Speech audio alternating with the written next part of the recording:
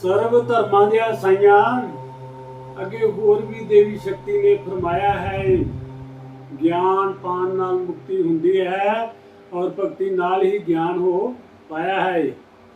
ਧਰਮ ਨਾਲ ਭਗਤੀ ਦਾ ਉਦੈ ਹੁੰਦਾ ਹੈ, ਧਰਮ ਨਾਲ ਭਗਤੀ ਦਾ ਉਦੈ ਹੁੰਦਾ ਹੈ ਔਰ ਜਗ ਆਦਿ ਕਈ ਧਰਮ ਦਾ ਰੂਪ ਨੇ।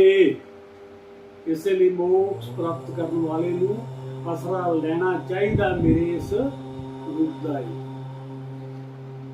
ਧਰਮ ਨਾਲ ਭਗਤੀ ਦਾ ਉਦੈ ਹੁੰਦਾ ਹੈ। ਧਰਮ ਸਾਡਾ ਇਨਸਾਨੀਅਤ ਹੈ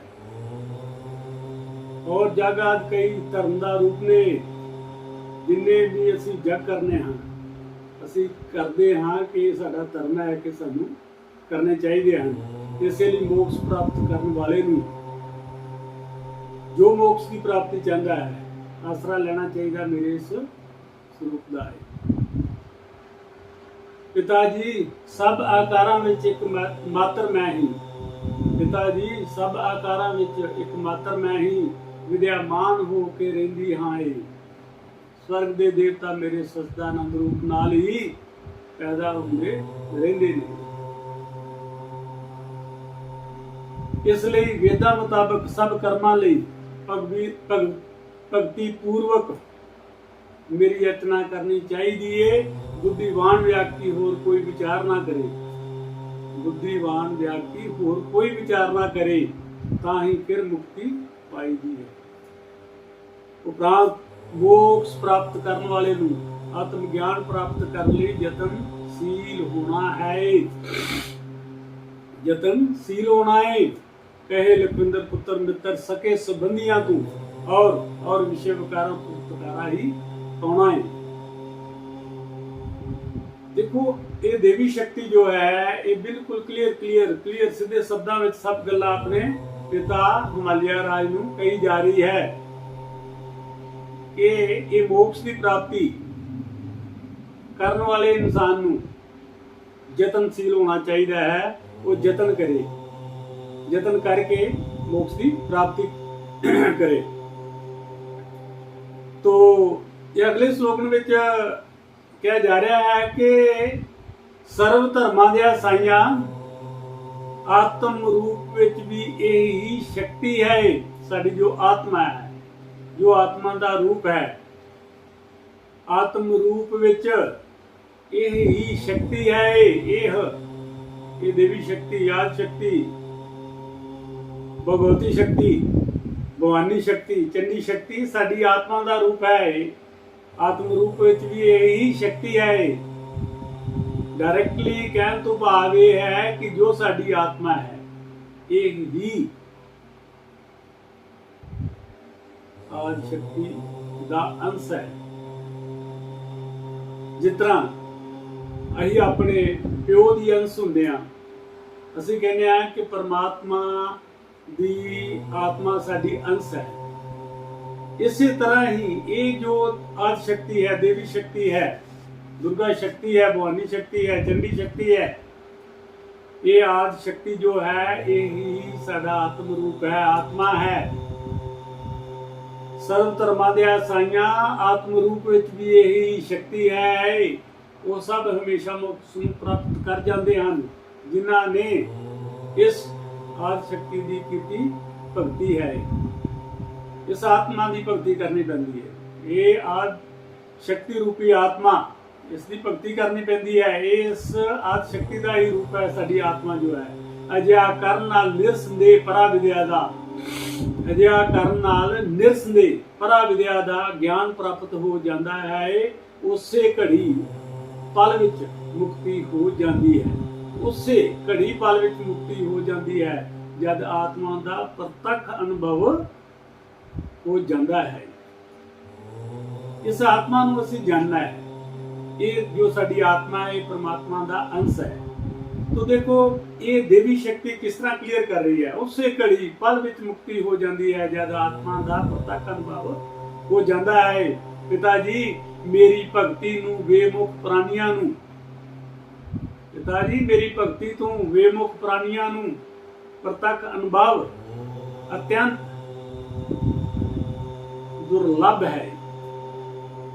ਜਿਹੜੇ ਬੇਮੁਖ ਪ੍ਰਾਣੀ ਹਨ, ਉਹਨਾਂ ਨੂੰ ਮੇਰੇ ਪ੍ਰਤੱਖ ਅਨੁਭਵ ਨਹੀਂ ਹੁੰਦਾ। ਪਿਤਾ ਜੀ, ਮੇਰੀ ਭਗਤੀ ਤੂੰ ਬੇਮੁਖ ਪ੍ਰਾਣੀਆਂ ਨੂੰ ਪ੍ਰਤੱਖ ਅਨੁਭਵ ਅਤਿਅੰਤ ਦੁਰਲਭ ਹੈ। ਇਸੇ ਲਈ ਮੋਕਸ਼ ਧਾਰਕ ਨੂੰ ਮੇਰੀ ਭਗਤੀ ਕਰਕੇ ਹੀ ਲੱਗਦਾ ਇਹ ਸੁੰਦਰ ਸਵੱਬ ਹੈ। ਭਗਤੀ ਕਰਕੇ ਹੀ ਇਹ ਸਵੱਬ लगना है।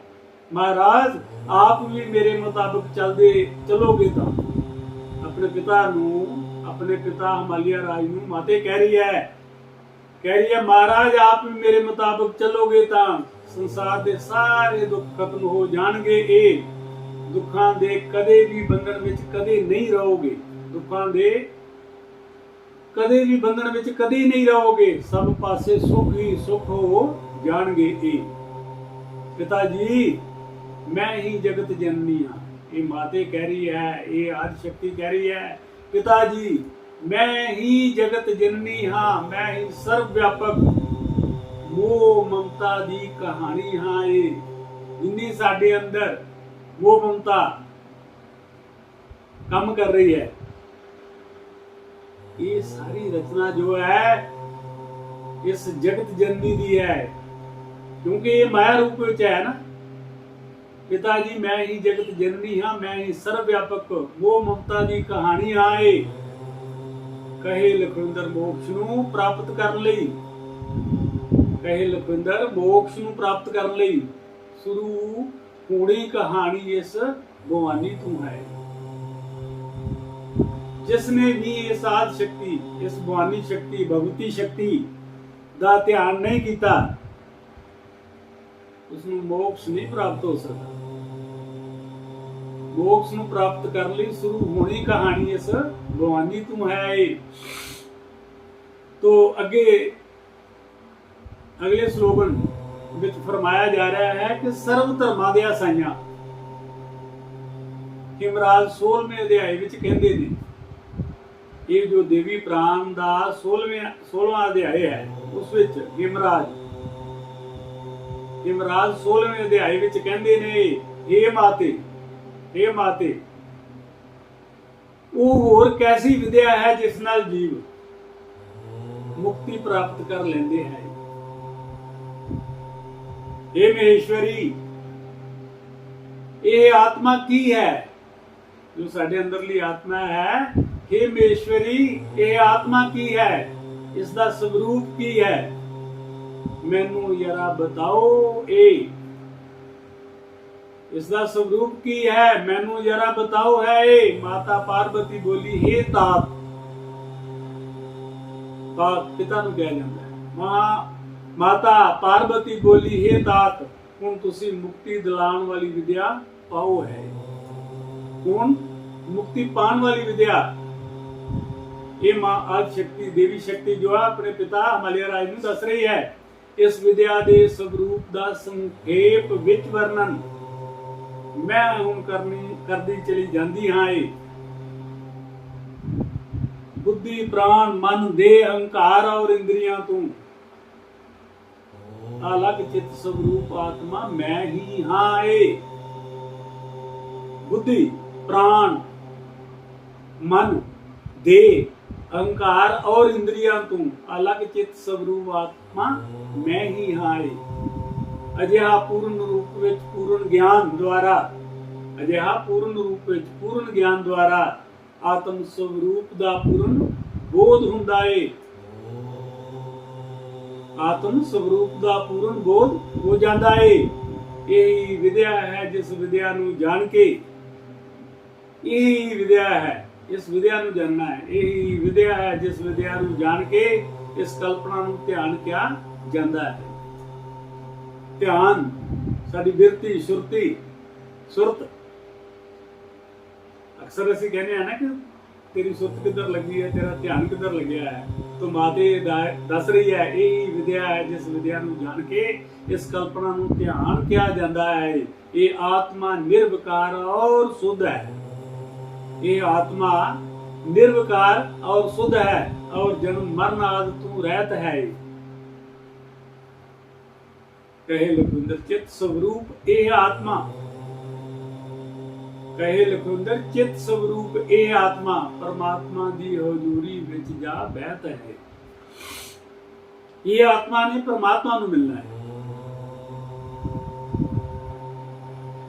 ਕਹੇ ਲਖਵਿੰਦਰ ਚਿਤ ਸਵਰੂਪ ਇਹ ਆਤਮਾ ਪਰਮਾਤਮਾ ਦੀ ਹਜ਼ੂਰੀ ਵਿੱਚ ਬਹਿਤ ਹੈ।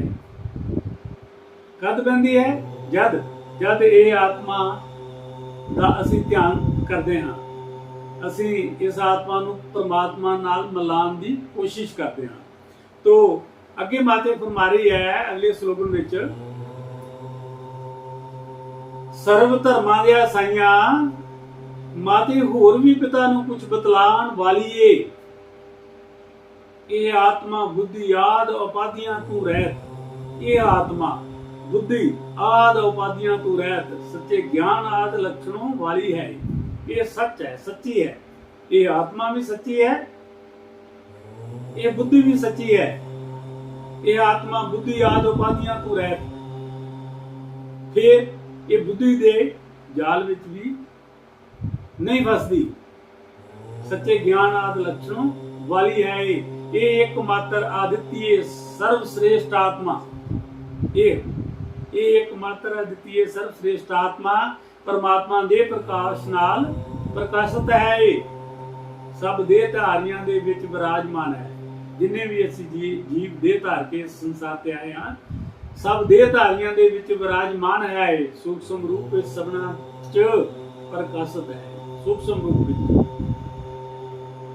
सब जीवां दे विच इसदा ही प्रकाशमान विराजमान है। सूक्ष्म रूप विच सबना दे विच प्रकाशित है। इस प्रकार माता ने इस आत्मा ने, इस प्रकार माता ने इस आत्मा दे आत्म स्वरूप का वर्णन किया है। मनुख नूं चाहीदा है इस प्रकार दे लक्षणां वाले, मनुख नूं चाहीदा है इस प्रकार दे लक्षणां वाले आत्मा का चिंतन कर लीता है। जिस भी ਅਜਿਹੇ ਜੀਵ ਨੂੰ ਜਿਹਦੇ ਲੱਛਣ, ਜਿਸ ਦੀ ਆਤਮਾ ਦੇ ਲੱਛਣ ਜਿਹੇ ਹਨ, ਜੋ ਜਿਸ ਦੀ ਆਤਮਾ ਹਮੇਸ਼ਾ ਪਰਮਾਤਮਾ ਦੀ ਗੱਲ ਕਰਦੀ ਹੈ, ਭਗਤੀ ਦੀ ਗੱਲ ਕਰਦੀ ਹੈ, ਭਗਤੀ ਮਾਰਗ ਦੀ ਗੱਲ ਕਰਦੀ ਹੈ, ਅਧਿਆਤਮਕਤਾ ਦੀ ਗੱਲ ਕਰਦੀ ਹੈ, ਪਰਮਾਰਥ ਦੇ ਰਾਹ ਤੇ ਚੱਲਣ ਦੀ ਗੱਲ ਕਰਦੀ ਹੈ,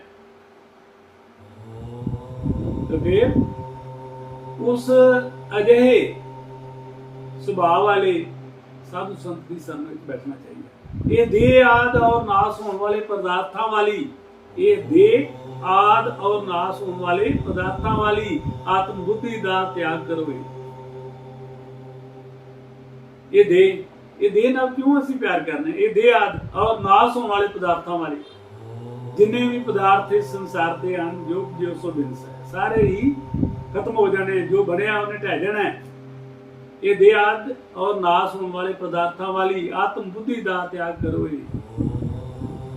अजयी बुद्धि का त्याग करो, क्योंकि अजयी बुद्धि राग द्वेष आदि दोषां का मूल कारण है।